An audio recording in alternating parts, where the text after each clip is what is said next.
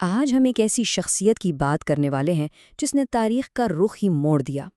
اسلام کے دوسرے خلیفہ حضرت عمر ابن الخطاب۔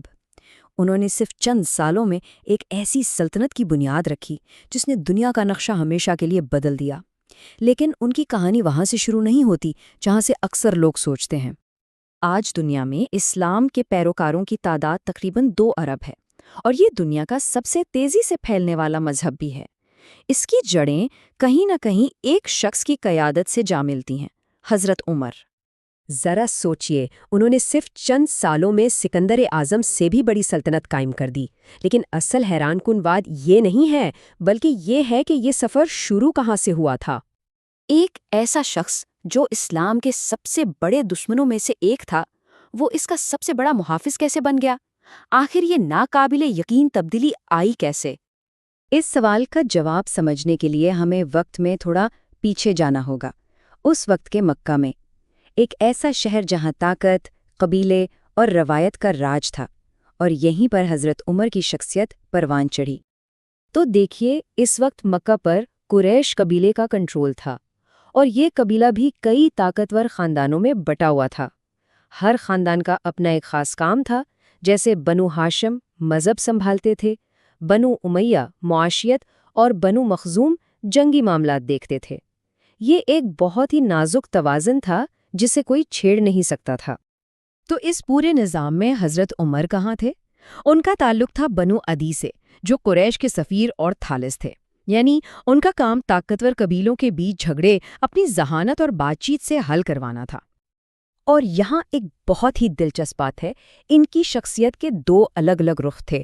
ایک طرف ان کے والد کا قبیلہ بنو عدی، جہاں سے انہیں سفارت کاری اور بات چیت کا فن ملا، اور دوسری طرف ان کی والدہ کا قبیلہ بنو مخزوم، جو جنگجوؤں کا قبیلہ تھا، وہاں سے انہیں شدت اور طاقت ورثے میں ملی۔ تو نوجوانی میں وہ ایک زبردست شخصیت کے مالک تھے، لمبا قد، طاقتور پہلوان، اور قریش کے لیے ایک انتہائی باصلاحیت سفیر۔ کہا جاتا ہے کہ ان کا قد اتنا تھا کہ جب وہ لوگوں کے بیچ چلتے تو ایسا لگتا تھا جیسے وہ اونٹ پر سوار ہوں۔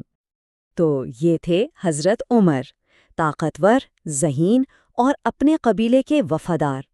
لیکن پھر ایک دن آیا جب ان کی تلوار نے، جو ہمیشہ قریش کے دفاع میں اٹھتی تھی، اپنا رخ ہی بدل لیا۔ یہ تبدیلی ایک لمحے میں نہیں آئی، یہ غصے، تشدد اور پھر گہری شرمندگی کا ایک پورا سفر تھا۔ وہ نبی کو قتل کرنے کے ارادے سے نکلے، لیکن راستے میں انہیں اپنی ہی بہن کے اسلام قبول کرنے کا پتہ چلا۔ غصے سے بھرے وہ اپنی بہن کے گھر پہنچے اور ان پر ہاتھ اٹھا دیا، لیکن جیسے ہی انہوں نے ان کا خون دیکھا، ان کے اندر کچھ ٹوٹ گیا۔ اسی لمحے پہلی بار قرآن کی آیات ان کے کانوں میں پڑی، اور وہ پتھر جیسا دل پگھل گیا۔ جب وہ مسلمانوں کے خفیہ مرکز پہنچے تو اندر سب کی سانسیں رکی ہوئی تھیں۔ اسلام کا سب سے بڑا دشمن دروازے پر کھڑا تھا۔ حضرت حمزہ کے الفاظ سے اس وقت کے تناؤ کا اندازہ ہوتا ہے۔ انہوں نے کہا، اسے آنے دو، اگر نیت اچھی ہے تو خوش آمدید، ورنہ اسی کی تلوار سے اس کا سر قلم کر دوں گا۔ زندگی اور موت کا فیصلہ ایک لمحے میں ہونا تھا۔ اور جب انہوں نے اسلام قبول کیا تو مکہ میں مسلمانوں کی کل تعداد صرف 50 ہو گئی۔ جی ہاں، صرف 40 مرد اور 10 خواتین، ایک چھوٹی سی کمزور جماعت۔ تو اس ایک شخص کے آنے سے اس چھوٹی سی جماعت کی تقدیر کیسے بدلی؟ یہ تبدیلی فوری بھی تھی اور بہت بڑی بھی۔ حضرت عمر سے پہلے مسلمان ظلم و ستم کے خوف سے چھپ چھپ کر عبادت کرتے تھے، ان کی حالت بہت کمزور تھی۔ لیکن حضرت عمر کے اسلام قبول کرنے کے فوراً بعد مسلمانوں نے تاریخ میں پہلی بار خانہ کعبہ میں کھلے عام نماز ادا کی۔ ان کی طاقت اور ہمت نے پوری برادری کو حوصلہ بخش دیا۔ ان کی حق اور باطل میں فرق کرنے کی صلاحیت اتنی غیر معمولی تھی کہ انہیں الفاروق کا لقب ملا۔ کئی بار ایسا ہوا کہ وہ کوئی رائے دیتے اور بعد میں اسی کی تائید میں قرآن کی آیات نازل ہو جاتی۔ لیکن اصل امتحان ابھی باقی تھا۔ نبی اکرم صلی اللہ علیہ وسلم کی وفات کے بعد جب مسلم برادری بکھرنے کے دہانے پر تھی، تب حضرت عمر کا کردار ایک بار پھر مرکزی بن گیا۔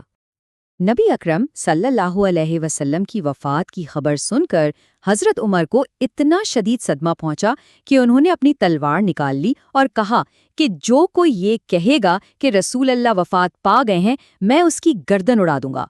یہ اس گہرے غم اور الجھن کی عکاسی کرتا ہے جس نے پوری مسلم برادری کو اپنی لپیٹ میں لے لیا تھا۔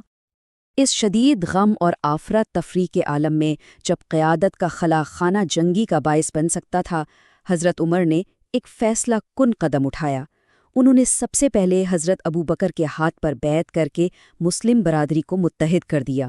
بعد میں حضرت ابو بکر کے دور میں وہ ان کے سب سے بڑے مشیر بنے اور انہوں نے ہی قرآن کو ایک کتاب میں جمع کرنے کی تاریخی تجویز دی۔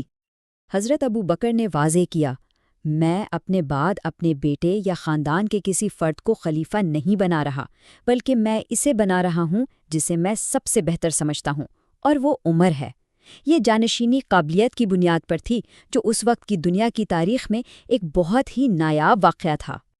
دوسرے خلیفہ کے طور پر ان کا انتخاب ایک نئے دور کا آغاز تھا۔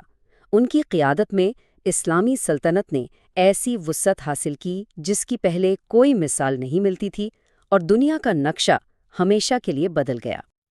اور یہ ہمیں آج کے لیے ایک بڑے سوال پر چھوڑ جاتا ہے، حکمرانی اور انصاف کا ایک ایسا نظام جو 1400 سال پہلے ایک شخص نے قائم کیا، وہ آج کی جدید دنیا پر کیسے اثر انداز ہو رہا ہے؟